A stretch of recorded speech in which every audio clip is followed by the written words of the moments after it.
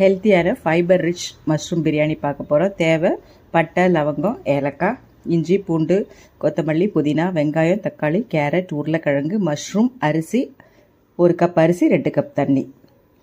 குக்கரை வச்சுக்கோங்க. அதில் இஞ்சி, பூண்டு போட்டுக்கோங்க, பட்டை போட்டுக்கோங்க, ஏலக்காய் போட்டுக்கோங்க, வெங்காயத்தை போட்டு நல்லா வெங்காயம் ப்ரௌன் ஆனோடனே இஞ்சி பூண்டை மிக்சியில் போட்டு அரைச்சிக்கோங்க. அதையும் கொத்தமல்லி போட்டுக்கோங்க. கொத்தமல்லி நல்லா செவந்த உடனே புதினா போடுங்க. புதினா போட்டு புதினா செவந்தோடனே தக்காளி போடுங்க.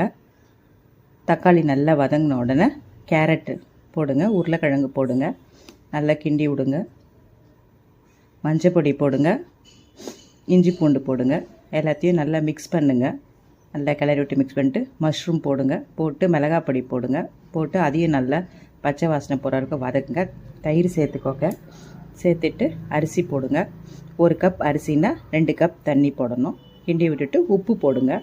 உப்பு போட்டு தண்ணி ஊற்றுங்க. ஊற்றிட்டு கிண்டிட்டு 3 விசில் வைங்க. கமகமன் வாசனையோடு வந்துடும். இப்போ பாருங்கள், நான் கிளறி விடுறேன். இப்போது அதுக்கு மேட்சாக ரைத்தா, தயிர் பச்சை